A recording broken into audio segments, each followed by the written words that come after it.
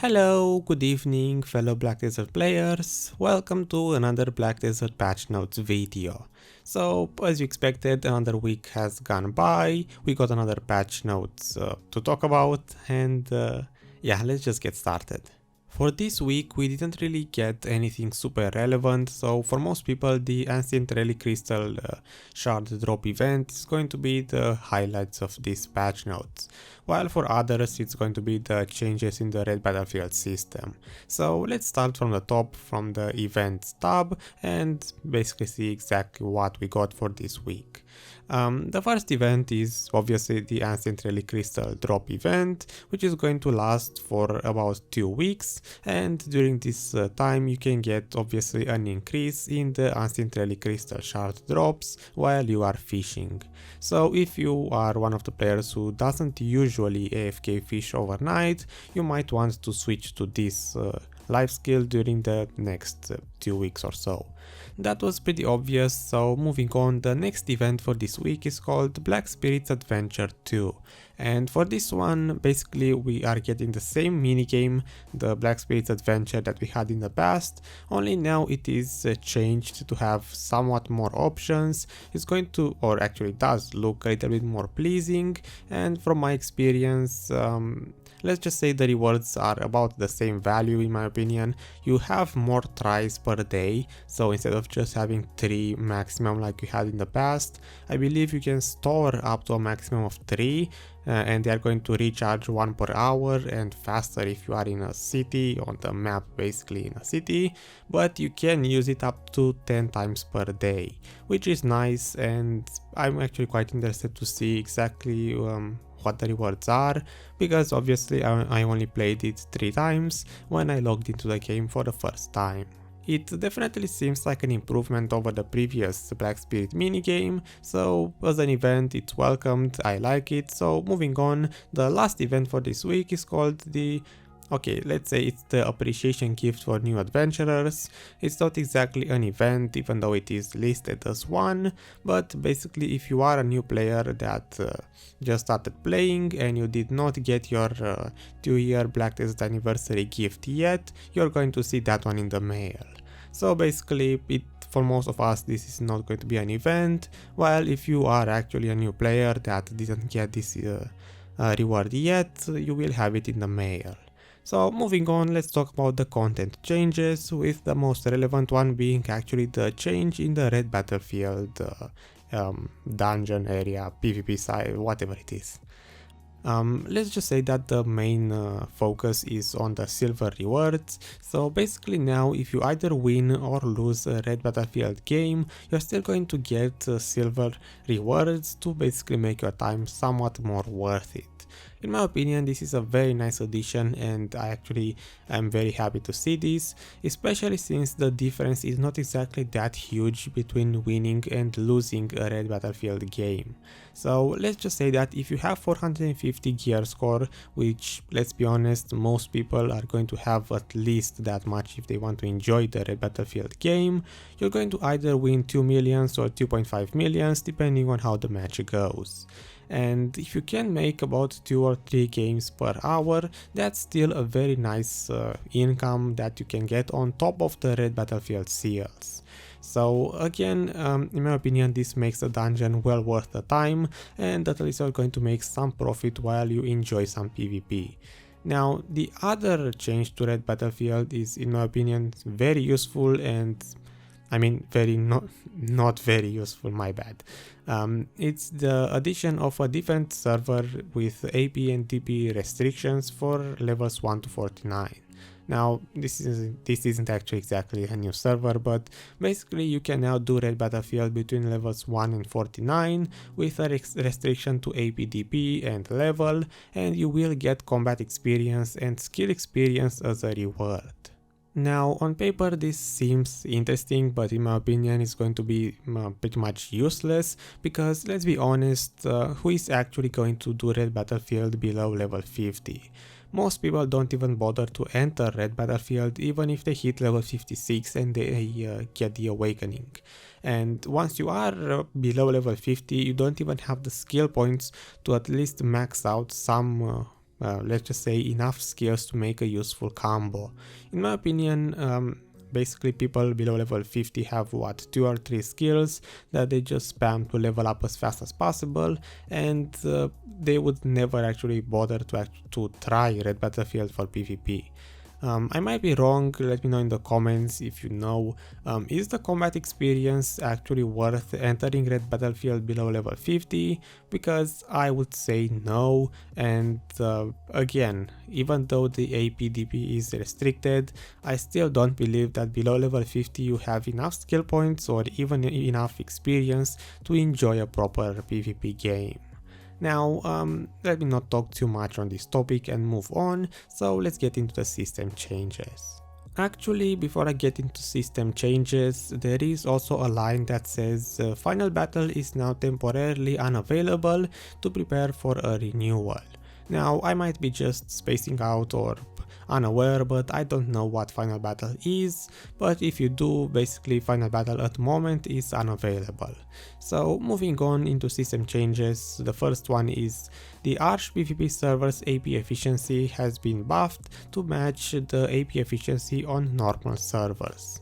Now, I didn't really PvP that much, or let's just say not at all, on the Arch server, but I'm just going to take a guess and say that since the DP efficiency is actually higher on the Arch server, I'm going to assume they just simply buffed the AP to make PvP somewhat, I don't know, easier, basically to allow people to one-shot one another again. Again, you know what it's all about if you actually do PvP in the Arch server, and if not, just know that the AP was increased. So next we have changing servers is now unavailable while reading. Not sure who would ever want to do that, but if you were reading and you wanted to change the server, now you can no longer do that, and you will no longer be able to use the skills registered in a quick slot when the quick slot is unavailable by default. Actually, this one is a little bit confusing, so you will no longer be able to use the skills registered on a quick slot when the skill is not quick slot available by default.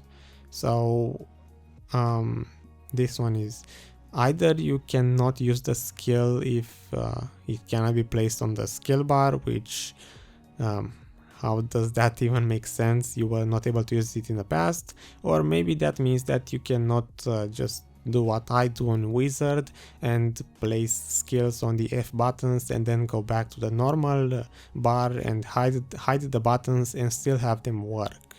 Either way, I will have to log into the game and see what this is all about, but let's move on into the game, world, NPC and effects changes, because maybe this week I'm not going to make a 20 minutes long video. From here it's pretty much all fixes, but I'm still going to read the first line because it seems weird or interesting. The dragon flying around North Kaya Mountain has suddenly disappeared without a trace. Now, I believe North Kaya Mountain is what? Is it either an area for the new expansion or an area that I don't know about or don't recall, but there seems to have been a flying dragon around it and now it disappeared. Either way, besides this line, which seems confusing, you will probably correct me in the comments if you know what this is all about, but everything else is fixes. So moving on, let's see, do we have anything useful in the mounts changes? Not really. Basically, let's see, the remote collection message that appears has been adjusted to be more clear and direct, so I assume this is just a text change, and then the default camera position will now be closer to your character when riding a two-seater horse. This is actually going to be interesting because I know they changed how the camera looks when you ride on the back of a two-seater, so I suppose now it's actually going to look that much better if it's closer to your character. Anyway, let's go to class changes and see is anything actually relevant. Nope, just fixes and adjustments to the visual effects. So I guess we get into item changes. First one, you may now exchange one type of Azula's weakened magic accessory for another. This is actually useful for those of you who actually do enhance the Azula accessories. I know I was thinking about this for the NA account, but then when I saw that you get DP and not AP, I changed my mind. But if you do want to enhance your Azula accessories and you were actually grinding for these, you can now change one of them for the other. So I assume, for example, a necklace for a belt. Next, Altnova Jewelry and Sungreen Bazaar Jeweler will now be able to exchange Azula's weekend accessories. You can exchange the same accessories from the following NPCs. Yes, again, Azula accessories. Moving on, the following item quests from the event Message in a Bottle are available for the adventurers within level 16 or more. Again, it seems like pretty much irrelevant stuff, besides the weekend Azula accessory change. Now, the Pearl Shop changes, I'm just going to skip them because at this point I don't really care that much about those. So let's see, monster changes, do we have anything worth talking about? It's funny how they actually worded the first change. The monsters that took great joy in blocking and attacking characters who were on auto-run from Ancardo Inner Harbor to Shakatu have now been instructed to move to another area. So basically they moved the monsters away, and this is how they word the change.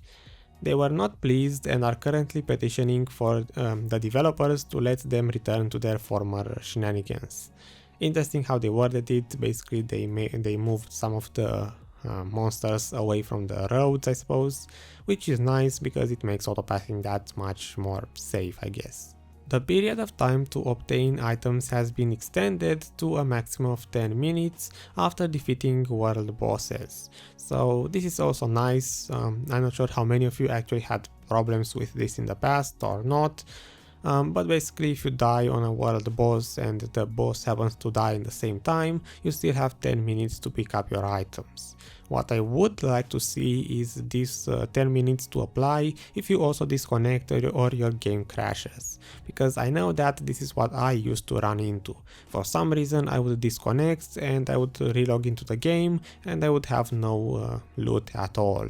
So I guess it's an interesting change, 10 minutes if you care about it, yep. If not, moving on, the monsters in the Phadus habitat will now drop Yuria weapons, Bear's weapons and Swaying Wind shards. I guess just a small buff to the Phadus habitat. I know most people complain that it's not exactly a very good grinding location, and to be honest, even with these weapons added, I'm still pretty sure that it's not going to be a good grinding spot. It still has no Marnie stones, and the the money, from what I hear, it's not that overwhelming. Next, this one is rather interesting. The number of targets hit by the world boss Karanda has been reduced by 66%. So basically now there are going to be less players targeted by the Karanda AoEs. But in return, the damage per hit has been increased by 200%. So basically now you actually have no chance of surviving the Karanda AoEs if you get hit by them. In return, I suppose less people are going to die, but if you know how to avoid the Karanda AoEs, you should be fine.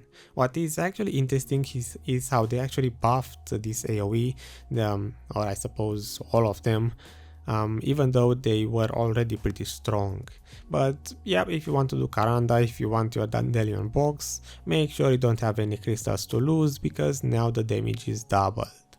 Moving on, the Shultz Guard monster region has been overhauled and the following changes applied. The recommended AP has been changed to 130 to 190, from 130 to 190. The HP of the monsters in the region has been reduced by 50% and their DP by 14%. Okay, this is interesting. Shultz Guard actually saw quite a few buffs in the past, and I believe the developers are still not pleased with it. The obtainable combat experience received from defeating the monsters there has been reduced by 20%, so that's not good. Less junk items will be dropped by the monsters. The drop rate of the miscellaneous items that could be received in the area has been reduced by 20%. So did they just kill the Shultz Guard area? Basically they made the monsters somewhat easier to kill because they have less DP and half of the HP that they had before.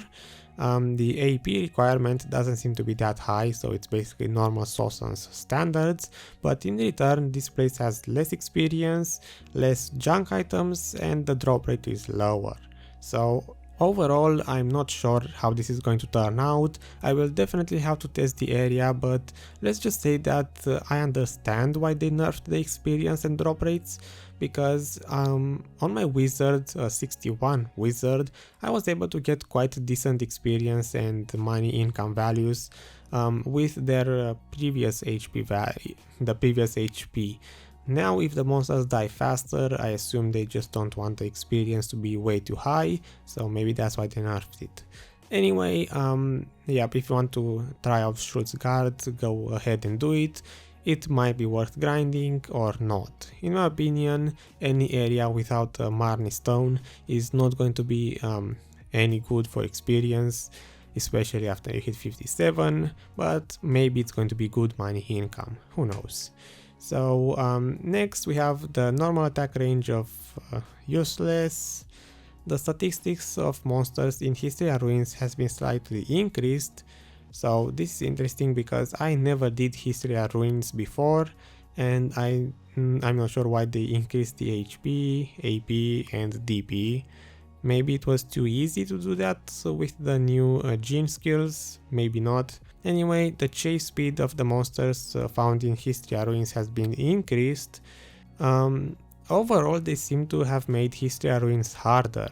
So guys, let me know in the comments if you did History and Ruins in the, let's say recently. Was this place actually way too easy? Did it have way too much experience or way too much money income to deserve an increase in HP, AP, DP and the speed of the monsters? Definitely seems like not many people were actually grinding there, so I'm not sure why would you make the place harder. But anyway, that would be about all. We still have to talk about quest and knowledge changes, which to be fairly honest, I don't care that much about. It doesn't seem anything to be relevant. Quest acceptance requirements have been changed for the following, so that these quests cannot be completed at the same time. The necklace of whatever, I just don't care about that. Interface changes, my information, the P has been redesigned, so that's nice. If you want to take a look at it, just go into the game, press P to see your information and you will see a different, I suppose, UI. Nice changes. Notifications and pre-orders have been added for the items that are currently not registered on the marketplace. What? Notifications? Oh yeah, now you can actually pre-order and put notifications on an item that has never been registered in the past on the marketplace. So that's nice. You can actually, if no one ever sold that specific item, you can be the first one to buy it. Just below that, yet another useful change. A receive all button has been added to the My Listings window in the marketplace. So this is actually making it that much easier to collect everything in the marketplace. If you are one of the people who actually do run value packs every month, basically you have them up every time, now you have a collect all button to make it that much easier to collect your money from the marketplace. You can now choose to keep the last marketplace notice via the marketplace notification window. Not sure how relevant that is.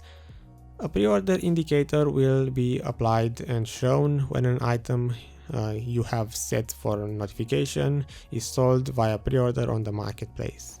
Anyway, just small changes. To be honest, I don't care that much about that. They basically made the marketplace a little bit more useful, I suppose. At this point, I'm pretty sure the video is so long and I just don't want to make it that much longer. This week seems to be pretty much a mess. I just am so disconnected from the game, to be honest. I've been enjoying, let's say, different types of media in the past few days. Let's make a recap and see what we got for this week. In my opinion, the biggest changes are on the Red Battlefield one, the Sharp and Hard drop rate event, and maybe if you care about the interface changes on the P thing, the Shultz Guard let's just say buff or nerf. The history are ruins, I would say nerf, because they increase their HP, and I think that's about it. And you can now exchange the Azula weekend accessories from one to the other. So that's about it. In my opinion, if you only care about one word from this entire patch notes, that's going to be the extra silver added to Red Battlefield, and obviously the Sharpened Heart, not Sharpened Heart, the Ancient Relic Crystal Shard drop rate, which is nice for AFK income. So that's about it. I hope this video didn't turn out to be too long. Most of you were probably expecting a different video to come out, I know that. I am trying to work on it, I'm trying to get myself to basically finish it. So thanks for watching, I hope this was helpful, I hope I didn't drag it way too much, and I will see you guys in the next video. So have a good day and goodbye.